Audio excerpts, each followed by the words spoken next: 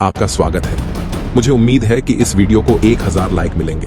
किले पर 200 शून्य सैनिकों की एक सेना द्वारा हमला किया जा रहा है, जबकि इसके पास खुद की रक्षा के लिए केवल 5000 लोगों की सेना है। हालांकि यह छोटी सेना इन असंभव बाधाओं का सामना करते हुए कुछ अविश्वसनीय करने वाली है। तांग साम्राज्य के सम्राट ताइजोंग को युद्ध के देवता के रूप में जाना जाता है और वह 200 शून्य पुरुषों के साथ गोगोरियो देश पर हमला करने और उसे जीतने के लिए आया है। गोगोर के सेनापति योयोन ने माउंट ड्रूपल पर अपने 15 शून्य सैनिकों के साथ ताइजोंग की सेना का सामना करने का फैसला किया है और देश का भाग्य इस लड़ाई पर निर्भर करता है।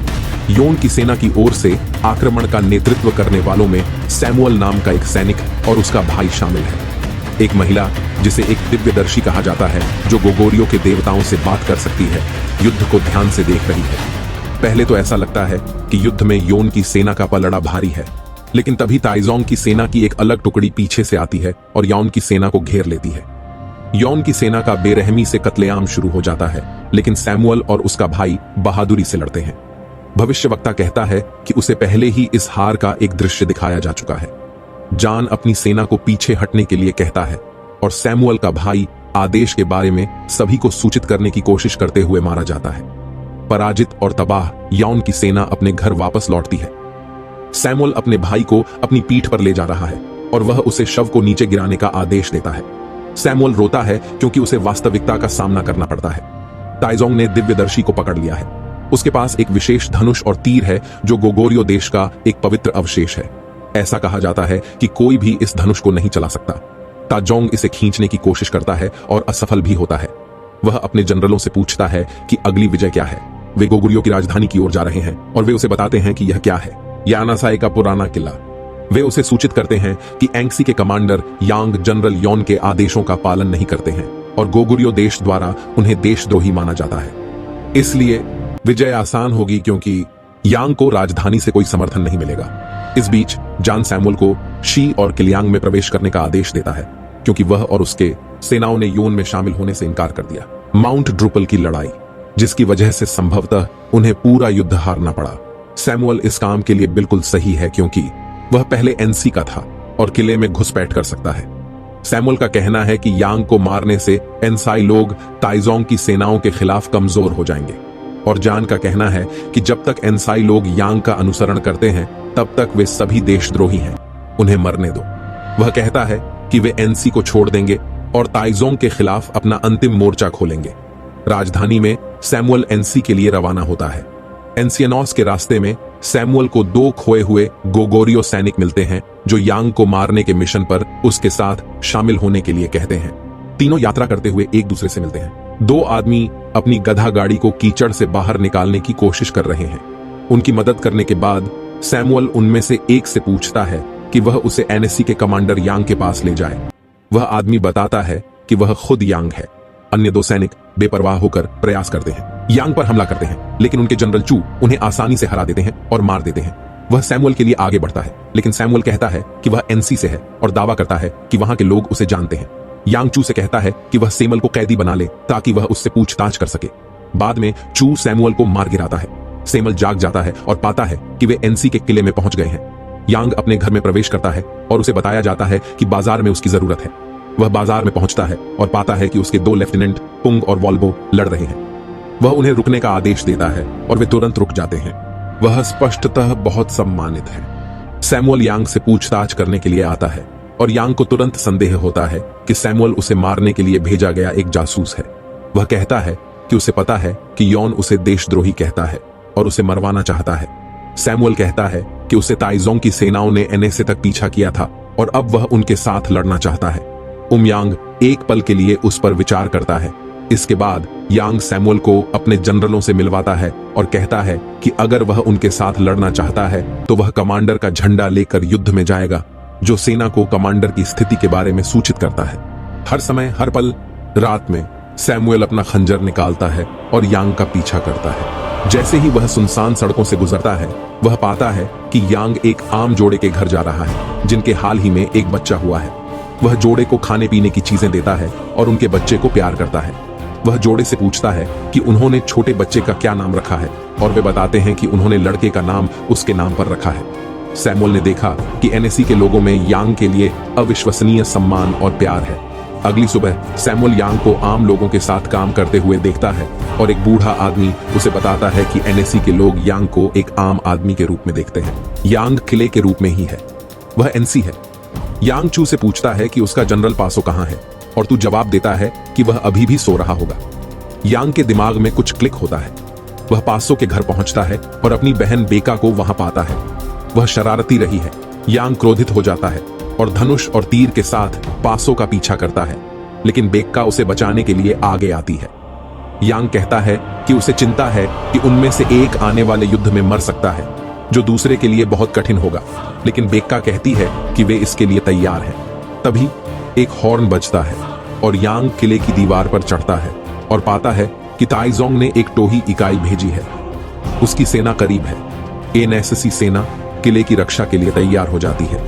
यांग सैमुअल से कहता है कि वह लड़ाई से पहले अपनी दाढ़ी काट ले और सैमुअल घबरा जाता है क्योंकि यह सही मौका है। यांग को मार डालो और उसका मिशन पूरा करो। लगभग ऐसा लगता है जैसे उसने सैमुअल के दिमाग को पढ़ लिया है।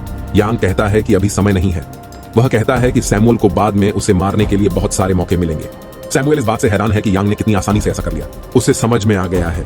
ताइजोंग की सेना आती है और इसमें 200 शून्य पुरुष और बहुत सारे घेराबंदी के हथियार शामिल हैं। दूसरी ओर एनसिस सेना में केवल 50 शून्य पुरुष हैं।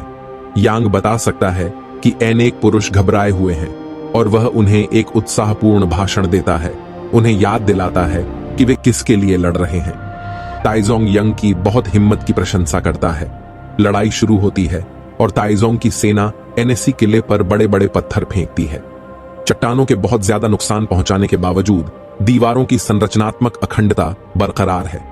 चूंकि दीवारें सैन से भरी हुई हैं, इसलिए ताइजोंग अपनी सेना को दीवारों पर चढ़ना शुरू करने का आदेश देता है और असली लड़ाई शुरू होती है। ताइजोंग सेना की विशाल घेराबंदी की सीढ़ियां उन्हें किले में आसानी से प्रवेश करने में मदद करती हैं, लेकिन यांग के लोग बहादुरी से लड़ते हैं। बेका और पासो की घुड़सवार सेना यांग के संकेत का धैर्यपूर्वक इंतजार करती है, क्योंकि उन्हें अपने कमांडर पर पूरा भरोसा है। कुछ देर की लड़ाई के बाद यांग उन्हें दोनों तरफ से दुश्मन को घेरने का संकेत देता है। इस बीच ताइजोंग की सेना किले के दरवाजे को तोड़ना शुरू कर देती है। वे अंदर घुसने में कामयाब हो जाते हैं, लेकिन किले की दीवार के ऊपर यांग द्वारा बिछाए गए जाल में सीधे फंस जाते हैं। यांग की सेना एक जाल बनाती है। गठन को बंद करें और ताइजोंग के लोगों को किनारे पर धकेलें। यांग ने बाहर लाने का आदेश दिया। विशाल क्रॉसबो, जिनका उपयोग घेराबंदी की सीढ़ियों को गिराने के लिए किया जाता है। दीवारों पर चढ़ने का कोई रास्ता न होने के कारण ताइजोंग के पास पीछे हटने का आदेश देने के अलावा कोई विकल्प नहीं है। सभी बाधाओं के बावजूद एनएससी ने ताइजोंग की सेना को पीछे धकेल दिया है। सैमुअल हैरान है। बाद में रात में सैमुअल को एक सपना आता है जिसमें वह माउंट ड्रुपल में हुई हार को याद करता है और देखता है कि योर्न उसे गद्दार कह रहा है। वह अपने मिशन को याद करता है। यांग अपने कमरे में आता है और सैमुअल को उसके खिलाफ खंजर पकड़े हुए पाता है। सैमुअल जानना चाहता है कि यांग ने याउंटे की अवहेलना क्यों की। यांग कहता है कि योन ने राजा को मार डाला, गोगुरियो के बारे में, लेकिन सैमुअल का कहना है कि ऐसा करना जरूरी था क्योंकि राजा ताइजोंग के कैदियों को रिहा कर रहा था। वह स्पष्ट रूप से ताइजोंग के प्रभाव में था। यांग का तर्क है कि राजा को मारने से ही यह युद्ध शुरू हुआ, एक ऐसा युद्ध जिसकी जरूरत नहीं थी। सैमुअल कहते हैं कि चाहे जो भी हो, युद्ध हुआ, ऐसा हुआ, और यांग ने सुदृढ़ीकरण नहीं भेजा माउंट ड्रुपल में, जिसमें लोगों की जान चली गई, हजारों गोगोरियो सैनिकों में से। यांग जवाब देता है कि खुले मैदान में ताजोंग से लड़ना आत्महत्या है और अगर उसने अपने लोगों को भेजा तो वे भी मर जाएंगे। सैमुअल उसे कायर कहता है और उसे जनरल येओन से जुड़ने का आदेश देता है। यांग जवाब देता है कि उसका कर्तव्य सुरक्षा करना है। देखा, तभी दूर से एक हॉर्न बजता है और यह पता चलता है कि ताइजोंग की सेनाएं वापस आ गई हैं, इस बार विशाल घेराबंदी टावरों के साथ। चू यांग को सूचित करने के लिए आता है और वह सैमुअल को अपने गले पर खंजर पकड़े हुए देखता है। वह सैमुअल को मारने के लिए आगे बढ़ता है, लेकिन यांग उसे रोक देता है, कहता है कि उन्हें पहले ताइजोंग से निपटना होगा। घेराबंदी के टावरों ने ताइजोंग के बहुत से आदमियों को एक साथ आक्रमण करने की अनुमति दी, जिससे एनसी सेना पर भारी असर पड़ा। यांग एक पल के लिए स्थिति को देखता है, फिर एक योजना सामने आती है। वह अपने आदमियों से तेल की थैलियां फेंकने और घेराबंदी के टावरों को जलाने के लिए उन्हें ज्वलंत तीरों से मारने को कहता है। वह दीवार पर ताइजोंग सैनिकों से लड़ते हुए सभी टावरों पर ऐसा करता है। जब वह अंतिम टावर में आग लगाता है तो उसे कंधे पर भाला लग जाता है। वह इधर उधर देखता है और देखता है कि ताजोंग का एक जनरल उसे मारने के लिए आ रहा है। उसे आखिरी सेकंड में सैमुअल द्वारा बचाया जाता है, जो जनरल के दिल में छुरा घोंप देता है। यांग बेहोश हो गया। यांग 4 दिन बाद जागता है और सैमुअल को उसे बचाने के लिए धन्यवाद। ताए को गुस्सा आता है कि इतनी छोटी सेना और छोटा किला उसे हरा रहा है। वह एक योजना बनाता है। दिव्यदर्शी पवित्र धनुष और बाण के साथ एनशी के पास पहुंचता है और यांग को बताता है कि ताइजोंग ने उसे यह बताने के लिए भेजा है कि ताइजोंग के अंतिम कदम उठाने से पहले उसके पास हार मानने का एक आखिरी मौका है। उन्होंने कहा कि ताइजोंग निर्माण की योजना बना रहा है, एक बहुत बड़ा मिट्टी का टीला जो एनसी की दीवारों से भी ऊंचा होगा। वे इस बार टीले को गिराने और उसके हमले को पीछे हटाने में सक्षम नहीं होंगे। निश्चित रूप से अगले दिन टीले का निर्माण शुरू होता है। दिव्यदर्शी कहते हैं कि उन्होंने एएनसी और यांग मस्ट का पतन देखा है। आत्मसमर्पण, लेकिन यांग इनकार कर देता है। कई महीने बीत जाते हैं और टीले का निर्माण अपेक्षा से कहीं ज्यादा तेजी से आगे बढ़ता है। सैमुअल कहते हैं कि उन्हें राजधानी से सुदृढ़ीकरण का अनुरोध करना चाहिए, लेकिन यांग कहते हैं कि यौन कभी उनकी मदद नहीं करेगा। पासो माउंट के पूरा होने से ठीक पहले ताइजोंग की हत्या करने की योजना बनाता है। डेक्का इस बात से नाराज है कि यांग पासो को इस तरह के आत्मघाती मिशन पर आगे बढ़ने की अनुमति दे रहा है, लेकिन यांग कहते हैं कि उनके पास यही एकमात्र मौका है। डेक्का पासो से मिलने जाता है और वह उससे वादा करता है कि वह जिंदा वापस आएगा। पासो और उसके आदमी ताइसुंग को मारने के लिए आते हैं, लेकिन जल्दी ही उन्हें एहसास होता है कि वे सीधे चले गए हैं।